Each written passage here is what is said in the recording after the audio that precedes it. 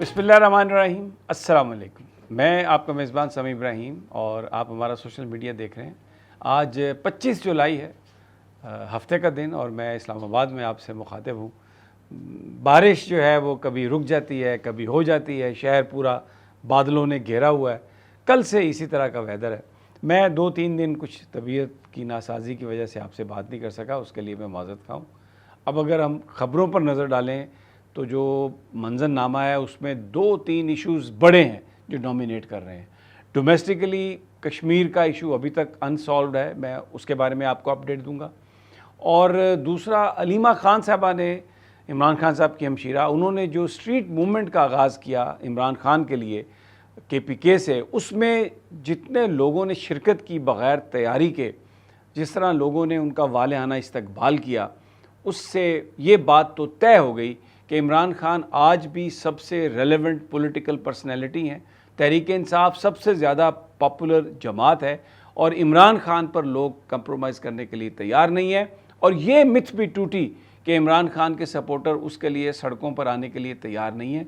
बिल्कुल तैयार हैं, लेकिन उस क़यादत के पीछे जिस पर वो बिलीव करें। जो PTI की क़यादत है, मैं फैमिली से हट के मैं बात कर रहा हूँ, वो टोटली सब डिस्क्रेडिट हो चुके हैं और लोग इस बात पर बिलीव करते हैं कि वो कंप्रोमाइज़ हैं, भले वो कंप्रोमाइज़ हैं या नहीं, लेकिन ये तासुर है, इसलिए उनके पीछे कोई आदमी आने के लिए तैयार नहीं है। हाँ, सिर्फ एक बात, अगर वो निकलें इमरान खान की रिहाई के लिए, अगर वो रुख करें अडियाला का, अगर वो स्ट्रीट मूवमेंट करें पूरे पाकिस्तान में, हर जगह जलसे जुलूस करें हुकूमत पर दबाव डालने के लिए, तो लोग आज भी आने के लिए तैयार हैं। इसी से हम शुरू करते हैं अलीमा खान साहबा की जो मूवमेंट है। मैं सबसे पहले जो उन्होंने मर्दान में आज जो गुफ्तगू कही, उन्होंने जो की, जो पार्टी के लिए उनका जो पैगाम था, वो मैं आपको सुनाता हूँ। लाइमल ये कि सबसे पहले आप मुत्तहिद हो जाएं। मुत्तहिद होना पड़ेगा, कोई तंजीम को मुत्तहिद होना पड़ेगा, आप सबको मुत्तहिद होना पड़ेगा। अगर आप नहीं होंगे, यही चाहते हैं आपके दुश्मन कि आप आपस में लड़ाई करें एक दूसरे के खिलाफ। ना एक सेकंड, आप मेरी बात सुन ले पहले। आप सिर्फ अपनी फिक्र करें कि आप किधर हैं। सारा दिन लोगों की फिक्र नहीं करनी आपने। पहला स्टेप, आपको पता चलना चाहिए कि मैंने अपने मुल्क की खिदमत कैसे करनी है। आपका फर्ज बनता है अपने मुल्क का ख्याल रखना। आप औरों के ऊपर निशानाबाजी नहीं करेंगे। सुना आपने, बड़ी क्लैरिटी के साथ उन्होंने कहा कि ये वक्त नहीं है कि एक दूसरे पर तनकीद करें, ये वक्त है कि अपनी सफ़ों में इत्तेहाद पैदा करें और अपने जो भी आपके इख्तिलाफात हैं उसको भूलें और आएँ। और ये मरूसी सियासत नहीं है, यहाँ पर हम हैं सब इमरान खान की रिहाई के लिए, उसको इंसाफ दिलाने के लिए। तो इसलिए आप सारे मारूसी बन जाएं, कोई एक मारूसी नहीं। तो ये एक बड़ा ज़बरदस्त उन्होंने ये पैगाम दिया। और अब ये फुटेजेस आप रशकई जब वो पहुंची हैं तो जिस अंदाज़ में लोग निकले हैं, फिर उसके बाद वो मर्दान जब पहुंची हैं और वहाँ पर बाब मर्दान और उसके बाद कॉलेज चौक, हर जगह पर इतनी बड़ी तादाद में लोग, हज़ारों की तादाद में लोग, और वो कोई तैयारी नहीं है किसी किस्म की, कोई जलसा नहीं है, ये कोई लॉन्ग मार्च नहीं है, बस वो निकली हैं, स्ट्रीट मूवमेंट है लोगों को मुतहर्रिक करने के लिए, और लोग निकलना शुरू हो गए। यहाँ पर मैं एक और बात आपको बताता हूँ। एक बड़ी ज़बरदस्त बात कही है इकबाल अफरीदी MNA ने, ज़रा सुन लें। इमरान खान ने मुझे बताया था कि एक बार ये आखिरी मुलाकात अडियाला में मेरे उसके साथ हुई थी। उन्होंने कहा था कि इकबाल पार्टी मेरी बात नहीं मान रही है। ये मैं कसम कुरान पे हाथ रख के मैं कहता हूँ। वो कह रहे हैं कि इमरान खान से उनकी बात हुई थी और इमरान खान ने उन्हें यह कहा था कि पार्टी मेरी बात नहीं सुन रही। अब इससे मुराद को पार्टी वर्कर नहीं है, आप और लोग जो वोटर्स हैं वो नहीं है। इससे मुराद जो हम ले रहे हैं वो पार्टी की लीडरशिप है जो कंप्रोमाइज्ड है, जो ओहदों के पीछे चली गई है, या वो ये समझते हैं कि हिकमत अमली इस तरह से होनी चाहिए। मैं किसी पर ना मैं शक कर सकता हूँ, ना मेरे पास कोई इख्तियार है कि मैं किसी के ख़िलाफ़ फतवा दूँ कोई, लेकिन इकबाल अफरीदी ने जो बात कही, जो आपने सुनी, ये बड़ी अहम है। और उसने कहा कि मैं बिल्कुल भी, मुझे कहा इमरान खान ने कि जो पार्टी है वो मेरी बात नहीं सुन रही। اچھا اب اس ساری صورتحال کو کیونکہ جو سچ کیوں لوگوں کے پاس نہیں جا رہا، بہت سارے وہ لوگ جو حق سچ کی بات کرتے تھے وہ آف ایئر کر دیے گئے ہیں، اینکرز کو آف ایئر کر دیا گیا۔ میں آپ کو ایک حامد میر صاحب کا کلپ سنوانا چاہتا ہوں، اس کو ذرا غور سے سنیے گا، اور خاص طور پر جو انہوں نے آخر میں بات کی ہے، یہ نیشنل پریس کلب میں ایک تقریب میں انہوں نے بات کی ہے، ذرا سنیے۔ کچھ نام میں نے ان کو بتایا، میں نے کہا do you know how many journalist have been banned in Pakistan in last 2 years?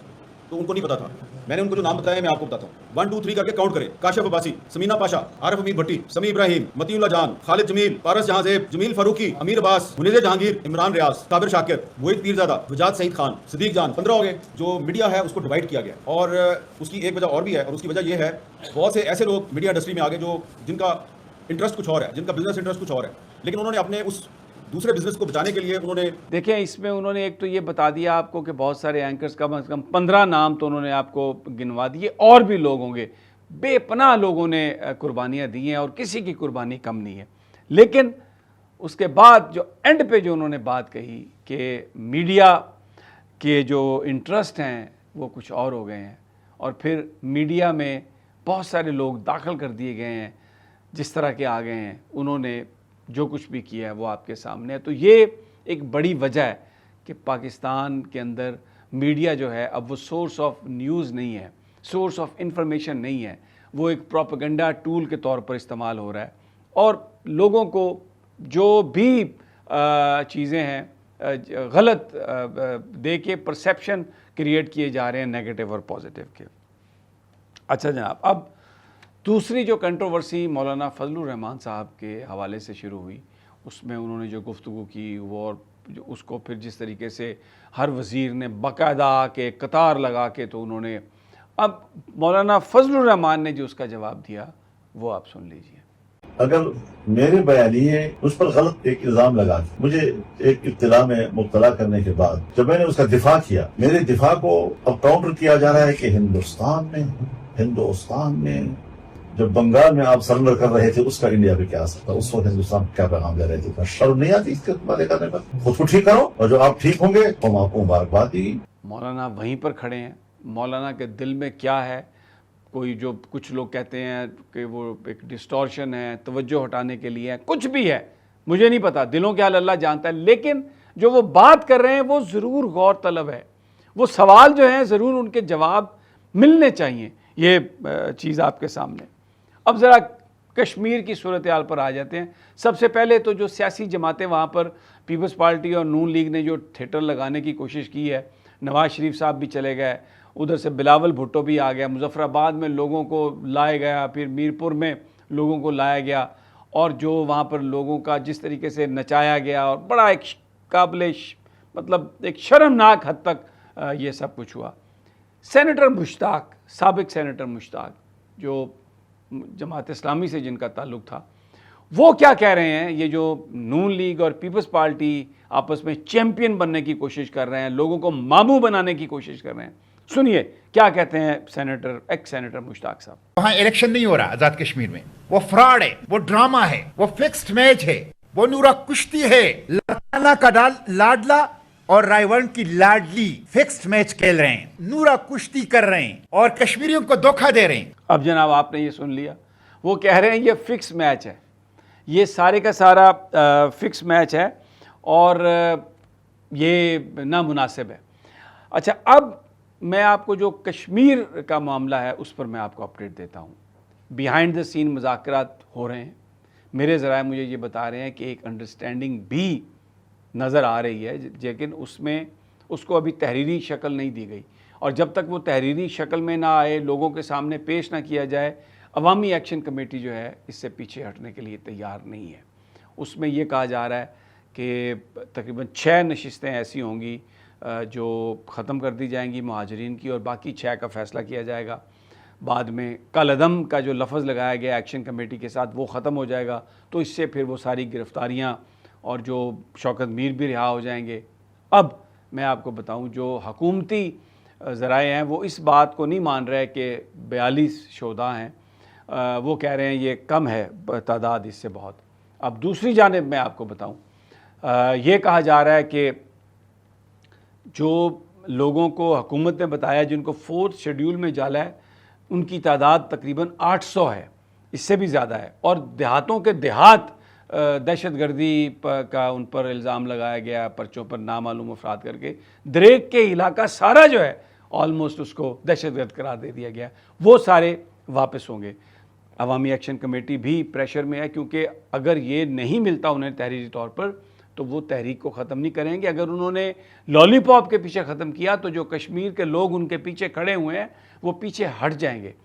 میں آپ کو سردار امان کی وہ تقریر کا حصہ سنوانا چاہتا ہوں جس میں وہ پوری صورتحال پر بتا رہے ہیں، اور وہ وفاقی حکومت کو، پاکستان کو کہہ رہے ہیں کہ تم یہ کیا ہمیں کہتے ہو کہ ہم نے آٹا دیا، سبسڈی دی، ہم اپنے کھیت خود اگائیں گے، ہمارے اپنے جو ہیں سارے معاملات ہمارے اپنے ہیں، اور یہ جگہ ہماری اپنی ہے، اور ہم کسی سے ہم بھیک نہیں مانگتے۔